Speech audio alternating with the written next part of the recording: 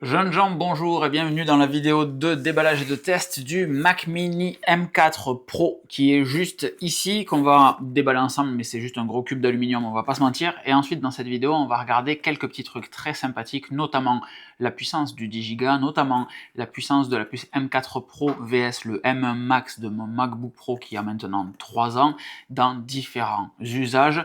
Et est-ce que ce MacBook Pro va chauffer quand on va le stress tester avec des applications d'encodage vraiment lourdes qui utilisent 100% des ressources processeurs comme Handbrake. Sans plus attendre, je vous propose qu'on regarde ce qu'il y a dans la boîte qui s'ouvre. Allez, on va le faire dans le bon sens.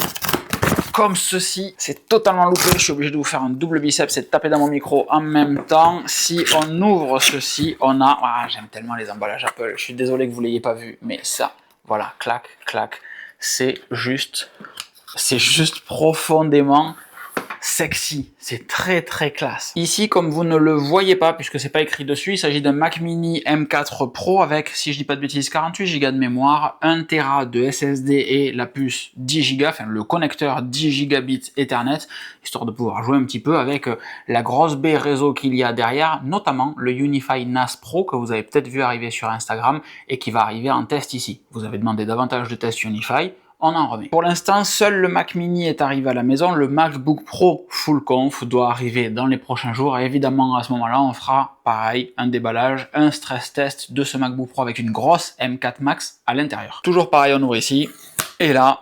Et quand on déballe ceci, tout gentiment, on a ce Mac Mini qui est beaucoup trop choupi. À l'intérieur de cette boîte, on a donc le Mac Mini, sans surprise, avec ses ports en face avant, deux ports USB-C qui sont en 10 gigabits par seconde, si je dis pas de bêtises, du jack ici, derrière on a l'alimentation, le 10 gigabits Ethernet, qui en standard est un gigabit Ethernet, c'est une option, l'HDMI pleine taille et 3 ports Thunderbolt, qui sont en Thunderbolt 5, si je ne dis pas de bêtises, puisqu'on a une puce Pro à l'intérieur. Ouais, je viens de vérifier, on est bien en Thunderbolt 5 à l'arrière, j'avais totalement zappé que même le Mac Mini avait du Thunderbolt 5, c'est une machine délirante cette année qu'on est en train de déballer ensemble.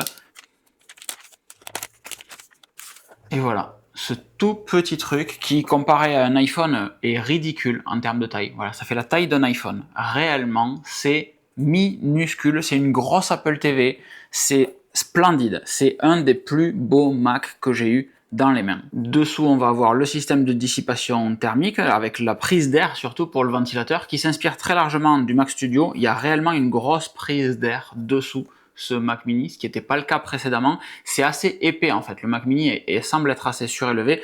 On a le bouton d'alimentation ici, qui fait couler beaucoup d'encre, mais c'est un non-sujet selon moi, puisque on n'éteint pas son Mac, on le met en veille, on redémarre son ordinateur de temps en temps, mais je me souviens pas de la dernière fois que j'ai appuyé sur un bouton d'allumage pour allumer un Mac.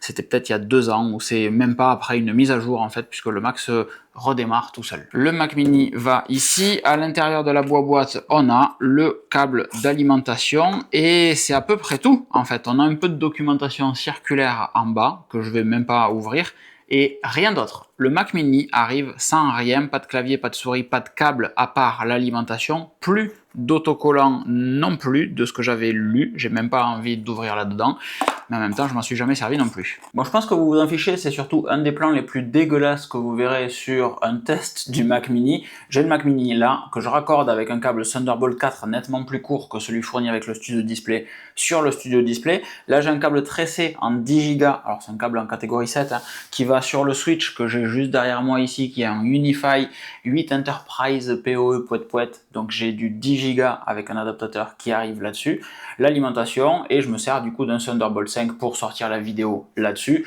et j'ai ensuite un adaptateur classique Ugreen USB-C, SD vers micro SD pour traiter tous les médias que je peux produire, et c'est tout. Le setup est quand même vraiment très sexy d'avoir cette toute petite boîte sous un Studio Display. C'est juste splendide. J'ai un bureau avec du bordel dessus parce que c'est le bureau de quelqu'un qui travaille. Mais attention, c'est maintenant le premier moment où on va venir appuyer sur le bouton du Mac Mini pour le démarrer. Voilà, la seule et unique fois où on devra appuyer sur ce bouton. J'ignore si ça a marché, je me demande même si j'ai branché la prise. Et non, la prise n'était pas branchée, sinon c'est pas drôle. Tan, ta, ta, tan. Allumage. Alléluia. Alors, petite anecdote vraie, vous avez vu en bas, là, il y a les langues différentes qui s'affichent pour vous dire de continuer, cliquez ici. Pour utiliser le français comme langue principale. To use English. Pour utiliser le français comme langue principale. Anecdote drôle mais vraie, au début du démarrage d'un ordinateur, il y a en bas un petit bouton cliquez ici pour configurer ou un truc comme ça avec une flèche. Il y a des gens qui attendent que ça s'affiche en français parce qu'ils pensent que si on clique quand c'est en allemand, l'ordinateur va se configurer en allemand. C'est pas une blague. Il y a réellement des gens qui font ça, qui m'ont dit ça, sans honte. Si vous faites partie de ces gens-là, bon, sachez que c'est pas la peine. Et là arrive ce moment tant attendu où on peut migrer son ancien Mac. Je vous le déconseille fortement si vous aviez un Mac avec une puce Intel vers un Mac avec une puce Apple. Par contre, d'un Mac Apple à un Mac Apple avec une puce Apple, vous m'avez bien compris, ça fonctionne très très bien. Donc ce qu'on fait, c'est qu'on prend mon backup de ce matin sur ce disque dur, mon backup du MacBook Pro, ce qui va être exactement la même chose que si je transférais mon MacBook Pro directement branché là-dessus. Sauf que pendant ce temps-là, je peux commencer à bosser. Je suis en train de me percuter que j'aurais pu appeler ce disque chien fidèle.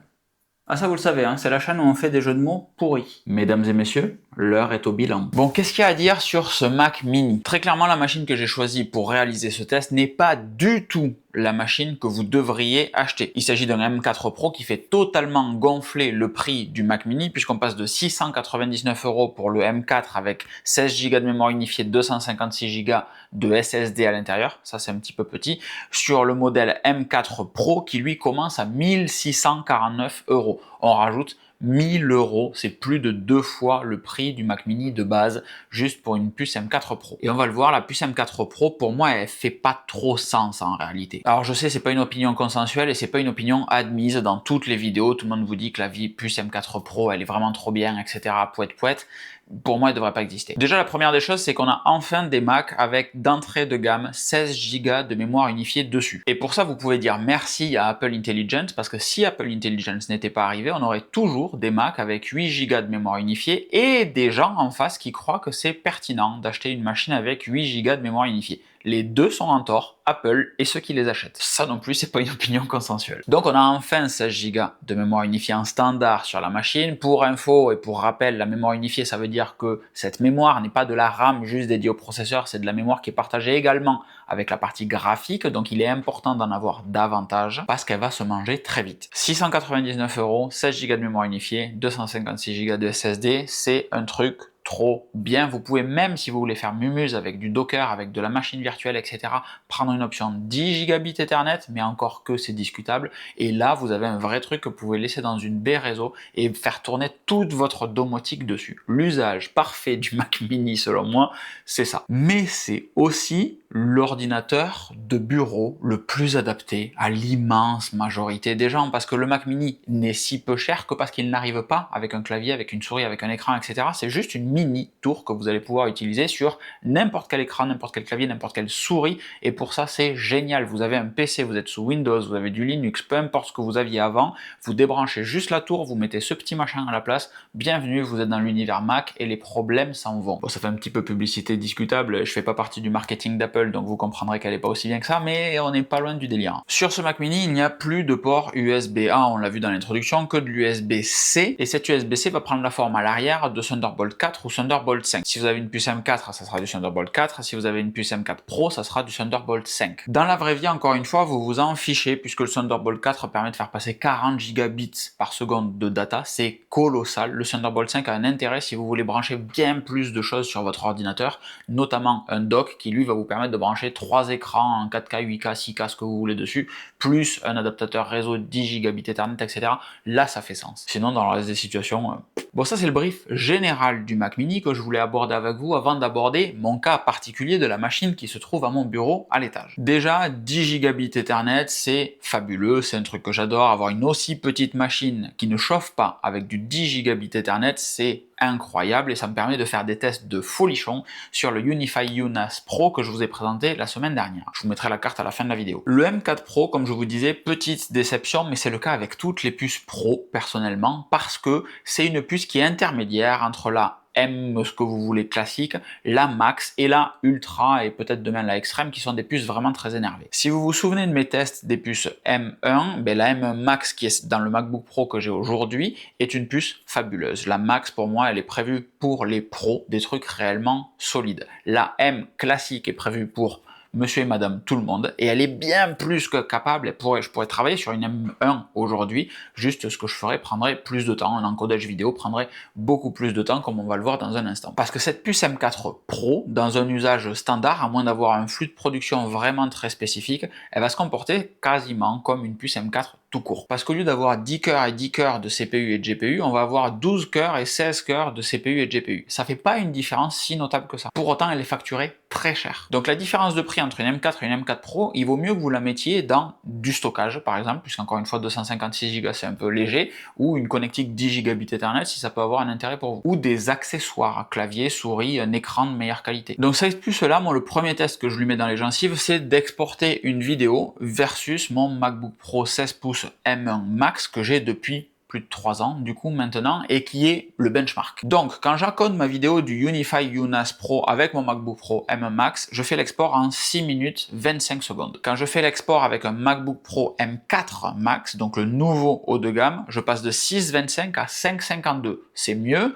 c'est pas si incroyable que ça non plus. Mais quand je fais l'export avec le Mac Mini M4 Pro, je passe de 6,25 à 10,34. On n'est pas loin de faire un x2. C'est moitié moins rapide. Et là, il y a un vrai écart. Parce que quand sur une vidéo en export, on passe de 6 minutes à 10 minutes, vraiment, je pourrais encoder 2 vidéos au lieu d'une avec une machine récente. Avec la puce M4 Max, en 5,52, j'encode ma vidéo. En 10,34, j'encode avec la M4 Pro. Le gain, il n'est pas suffisant. Encore une fois, on a 2 cœurs de CPU en plus, 6 cœurs de GPU en plus, ça fait 20% et 60%, c'est pas si incroyable. Alors que quand on passe sur la grosse puce M4 Max, on arrive à 16 cœurs de CPU et 40 cœurs de GPU. Il y a un monde. Là, ça fait une vraie différence pour un pro. Ça, c'est mon petit passage, la puce Pro sert à rien. Mais elle est bien marketée, elle est bien brandée, elle s'appelle Pro, elle est au-dessus de la M4, en dessous de la Max qui semble, bon, c'est trop gros Max pour moi, je vais prendre une Pro parce que c'est quand même sexy. Non. Une fois que j'ai vu ça, j'ai voulu tester à quel point je pouvais faire mal à cette puce M4 Pro, justement. Est-ce que surtout le Mac allait chauffer? Et dans ce genre de situation, mon test de base, c'est Handbrake que j'utilise pour encoder des vidéos que je mets sur le Discord en avant-première. Donc mon process, il est simple, je fais mon export classique, j'envoie ça sur YouTube, je planifie ma vidéo, comme celle-ci, que je tourne plusieurs jours avant que vous ne la voyez,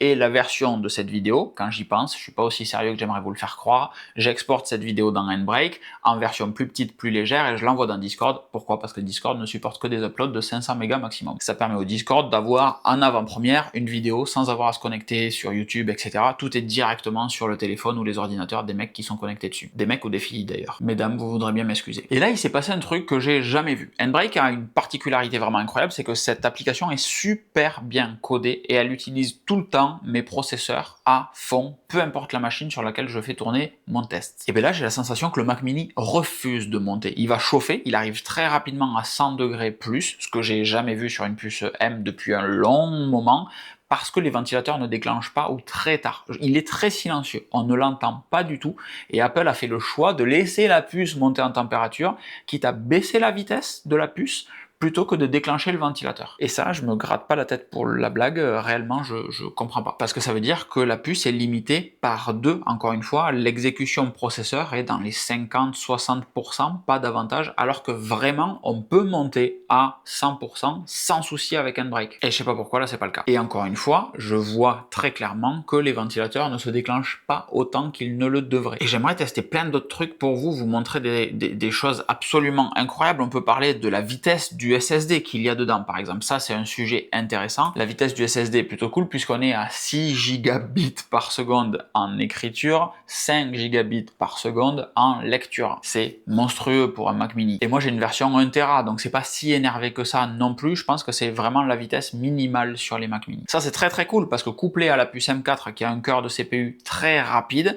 et bien réellement, l'exécution de la machine avec un SSD qui envoie les données super vite et une puce qui a un single core très performant pour traiter ces données, tout s'exécute ultra rapidement. Il y a un vrai gain là-dessus. Mais une fois qu'on a dit ça, en fait, on a fait le tour du Mac Mini. Voilà, réellement, je suis désolé, il n'y a rien d'autre à dire que ça. C'est un Mac Mini plus petit. L'immense majorité de la nouveauté du Mac Mini tient dans son form factor. Il est tout petit, il y a plein de ports Thunderbolt, il n'y a plus du tout d'USB-A, il y a la possibilité d'avoir du 10 Gigabit Ethernet dessus pour un tarif raisonné et raisonnable, et ça s'arrête là. Mais c'est pas pour autant que ça en fait une machine inintéressante. Au contraire, quelqu'un qui veut un Mac aujourd'hui, je lui conseillerais très fortement un Mac Mini s'il a la capacité de l'utiliser en fixe. Sinon, on partirait sur un ordi portable. Et en parlant d'ordinateur portable, justement, la transition est incroyable puisqu'on doit parler de celui-ci qui est le MacBook Pro 14 pouces M4 Max Full Conf. Et lui, je pense que je suis en train de tomber amoureux. Ça sera la vidéo de dimanche. Donc, si vous n'êtes pas abonné à cette chaîne, abonnez-vous réellement, s'il vous plaît. Partagez les vidéos autour de vous pour dire merci ou faites un don à la chaîne, pourquoi pas. Mais je préférerais encore, je vais vous le dire franchement, que vous partagiez ces vidéos autour de vous parce que ça, c'est trop cool. Et ça permet à davantage de monde de découvrir le contenu super sympathique qu'on propose ici. Donc je vous embête même pas avec des abonnez-vous, avec des likés, avec des ceci, avec des cela, partagez cette vidéo. Envoyez-la à un pote qui pourrait être intéressé par un Mac Mini. Partagez-la sur vos réseaux, sur Instagram, faites ce que vous voulez, mais partagez ces vidéos. Et de mon côté, je crois que je vous ai tout dit sur la partie Mac Mini. Si vous avez des questions, n'hésitez pas à les mettre dans les commentaires. Je suis là pour y répondre. Et puis il y a une communauté assez sympa ici quand même, donc on se répond entre nous régulièrement, mais je lis tous vos messages, donc lâchez-vous, c'est là pour ça. Je vous fais des grosses bises, je vous souhaite une excellente fin de journée et je vous donne rendez-vous dimanche pour le MacBook Pro 14 M4 Max Full Conf avec l'écran nano texturé qui est une pépite. Des bisous, ciao ciao.